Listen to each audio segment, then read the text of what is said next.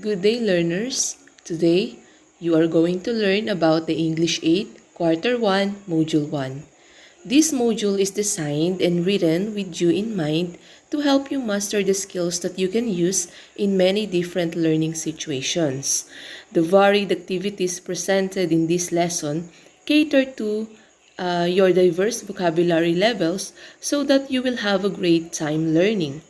As you go through, you are expected to enhance your knowledge and improve your vocabulary skills with the rich and varied traditions of the Afro-Asian countries by noting the context clues. It sounds interesting, isn't it? I bet you are now very thrilled to launch yourself into a fun-filled learning experience.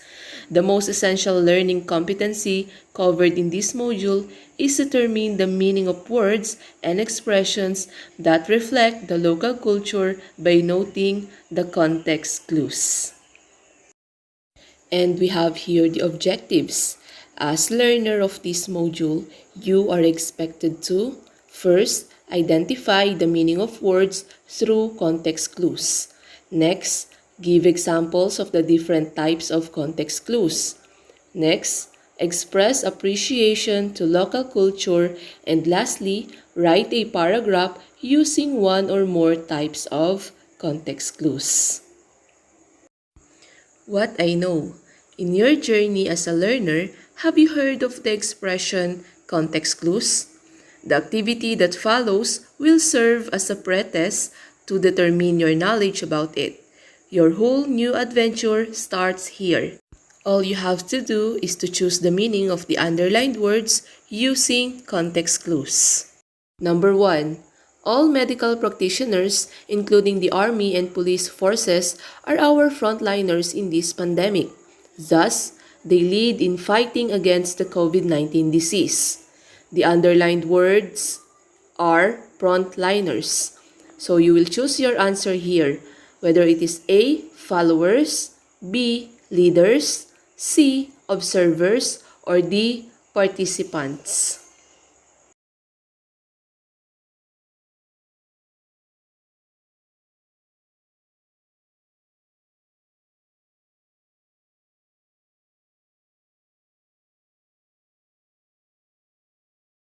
The answer is letter B, leaders.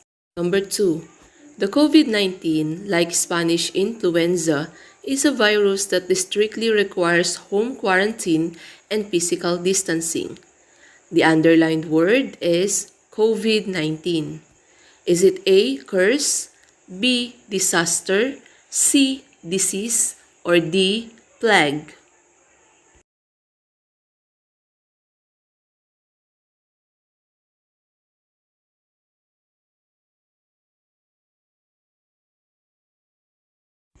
The answer is letter C, disease. Number 3. The effects of the COVID-19 pandemic can be seen worldwide. The underlined word is pandemic. Is it A. Circumstance, B. Widespread, C. Predicament, or D. Situation?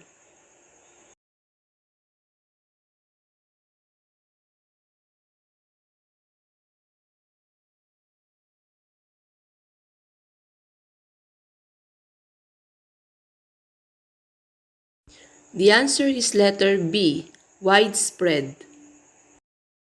Number 4.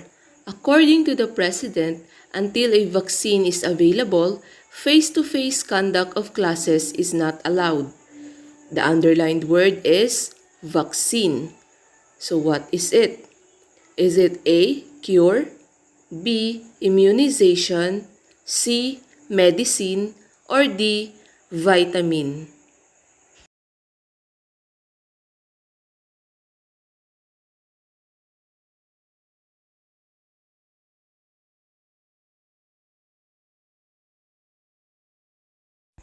The answer is letter B, immunization.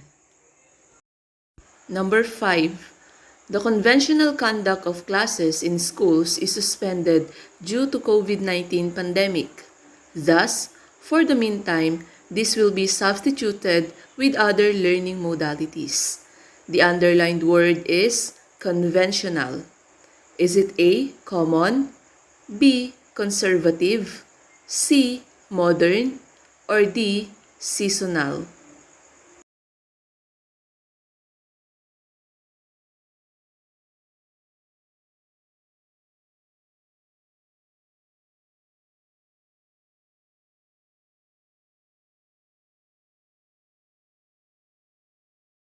The answer is A. Common. Okay, so we're done with the pre-assessment test. I hope that all of you got the correct answers.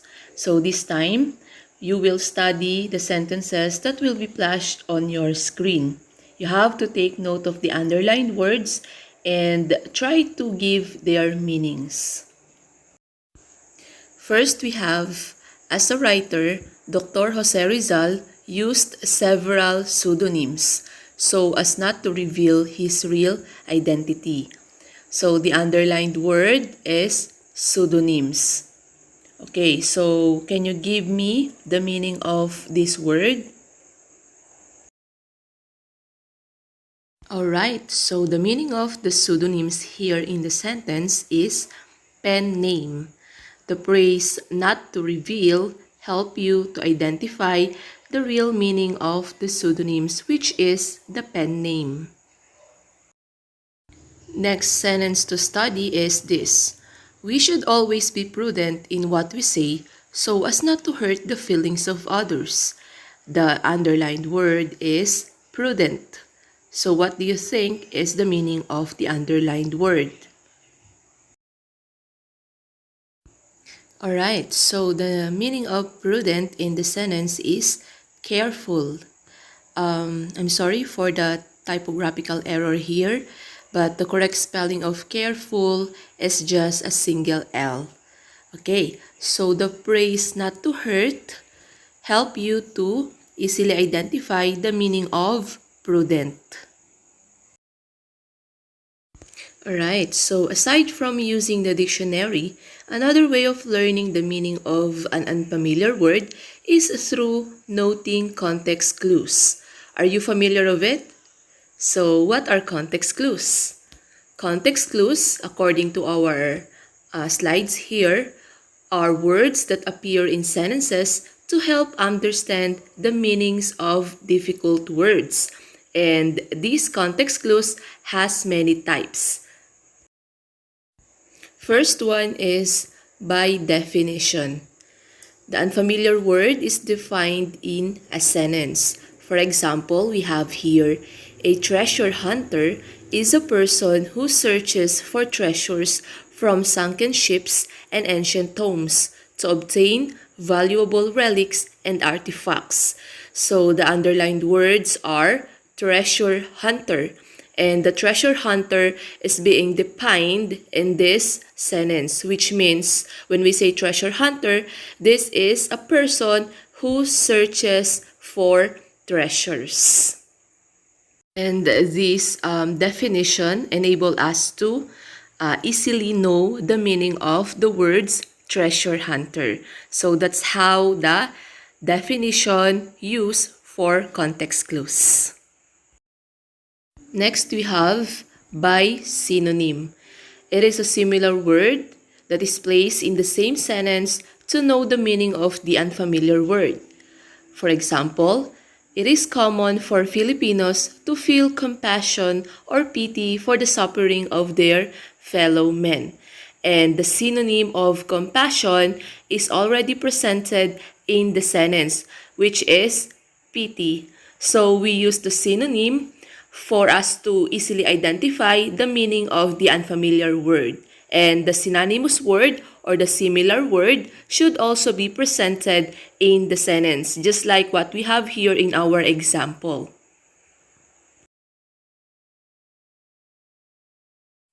Next is by antonym. An opposite word is placed in the same sentence.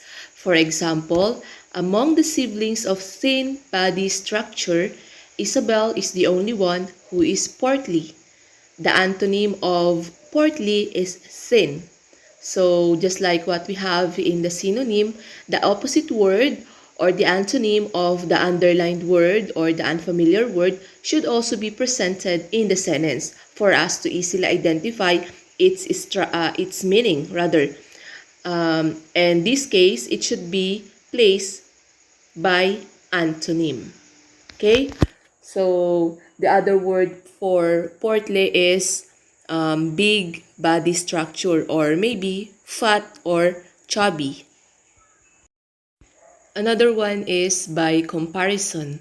A similar word with the same meaning of the unfamiliar word is placed with an object to be compared. For example, we have the stench of the garbage was like the smell of a rotten fish. So the comparison for the unfamiliar word here is rotten fish, which means the meaning of the stench word is having a bad odor. Because when we say rotten fish, it's rotten. So basically, it has a bad odor. So that's it. You are just going to compare the meaning of the unfamiliar word to an object from the sentence itself. Next one is by example. Samples are provided in the sentence to understand the meaning of the unfamiliar word. For example, in ancient times, some of our forefathers believed in amulets, such as pearl of the crocodile, pearl of the axe, bullet necklace, and bag of herbs to protect them from harm.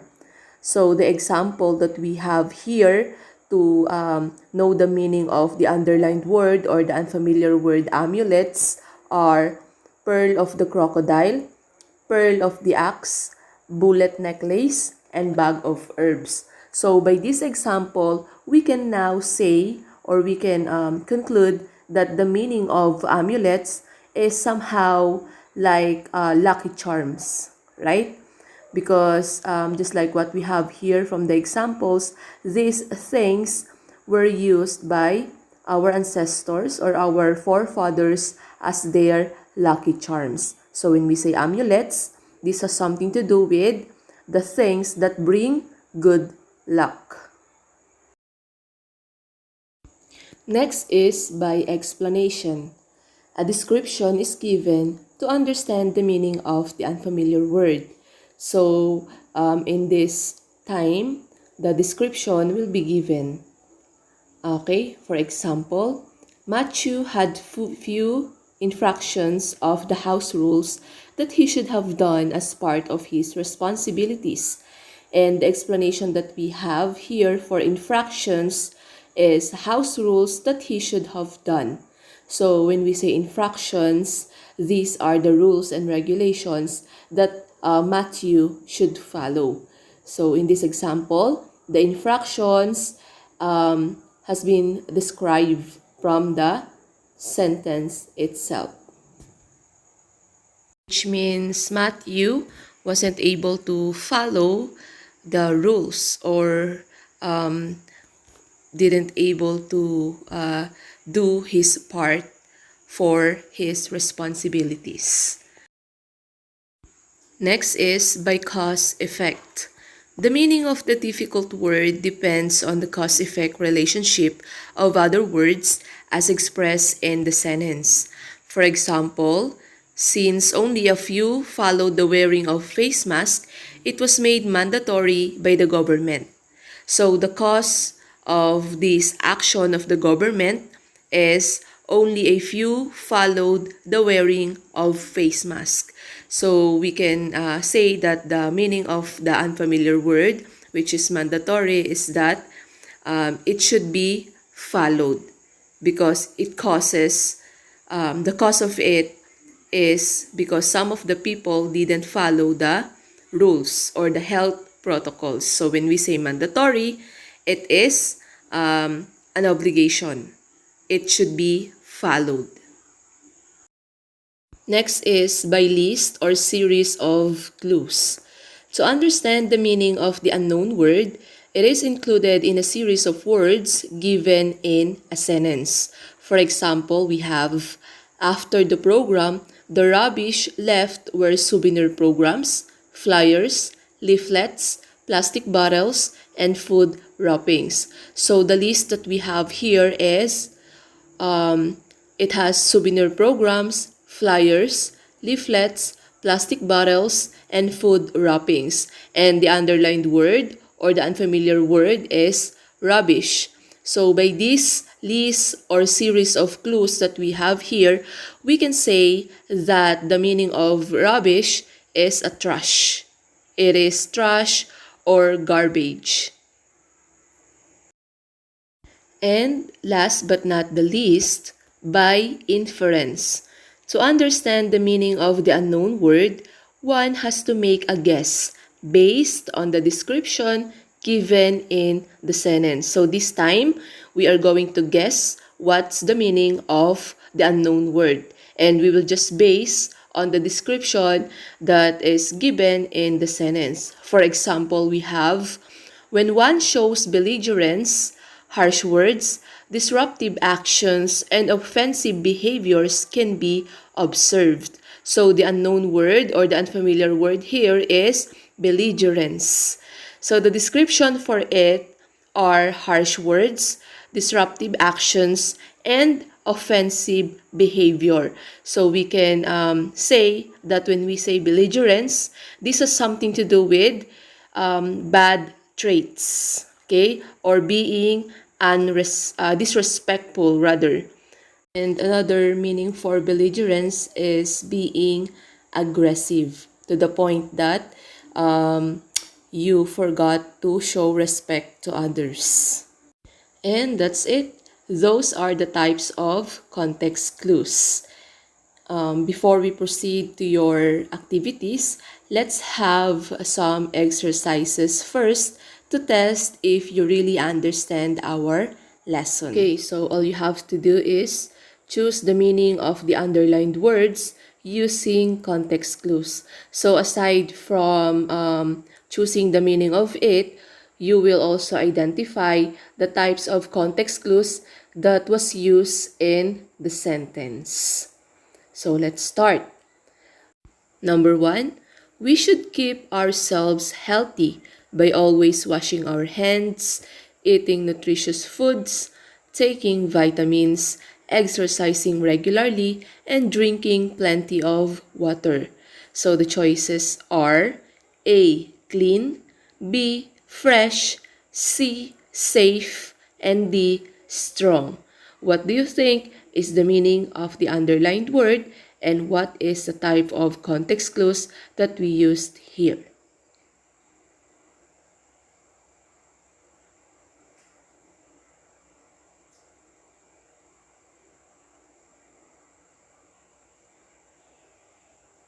Time's up.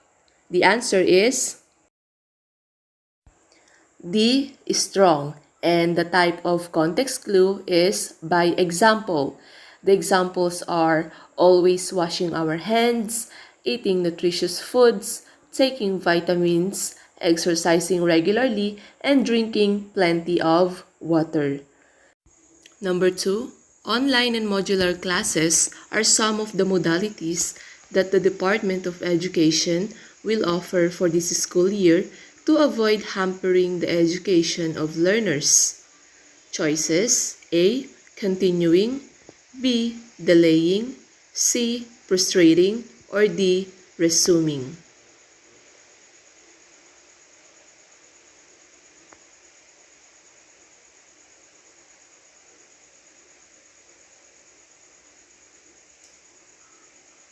Time's up. The answer is letter B, delaying. And the type of context clue is by cause-effect. Online and modular classes are some of the modalities that the Department of Education will offer for this school year. This is definitely the effect, and the cause is not to delay the education of the students. Next, we have police officers are very conspicuous. We can see them in checkpoints. Is it A. Distinct, B. Evident, C. hidden, or D. Visible.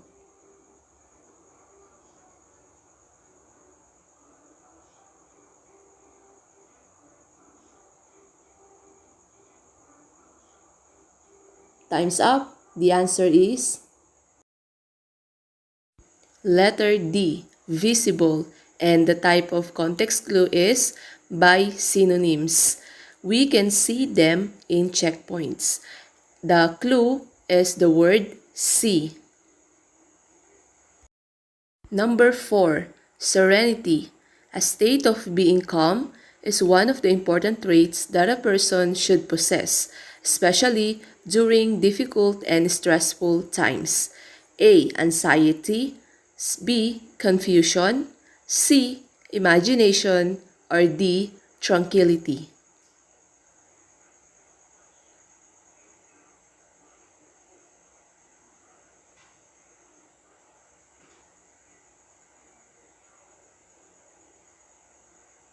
Time's up. The answer is letter D, tranquility. And the type of context clue is by definition. The tranquility word here is being defined in the sentence, and it is a state of being calm. Last number is number 5. It was a frigid night despite being in the summer season. The underlined word or the unknown word is frigid. Is it A. Very cold, B. Very cozy, C. Very hot, or D. Very warm?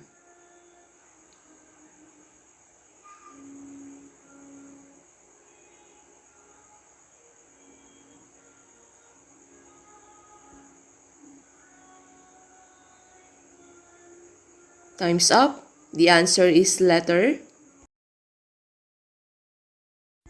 A. Very cold. And the type of context clue that we use is by antonym.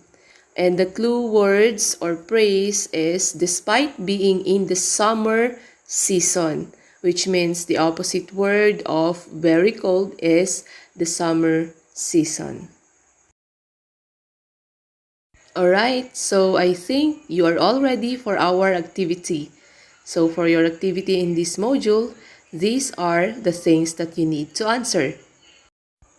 Okay, so you will answer this on a one whole sheet of paper. The first one is the assessment 1, which can be found in pages 10 to 11. This is just a 10-item assessment. Next is what I can do, which can be found in pages 14 to 15. The first one is you need to read first the article entitled The Soul of the Great Bell for you to answer the activity 1, which is contextualize it. Okay? It is also a 10-item assessment. And lastly is the activity 2, which is about your reflection. But you just have to answer the number 1 question from that activity. The question for this activity 2, my reflection is, if you were Kongay, would you sacrifice your life for your father too? Why? If yes, why? If no, why? Alright, so that's how our lesson noting context clues end. Okay, and that is for Quarter 1, Module 1 of English 8. If you have any question about our lesson and our activity, you may send me a personal message in our in Messenger rather, and you may also ask in our group chats. And thank you so much, and God bless us all. Again, this has been Ma'am Rovi, your English teacher. Goodbye.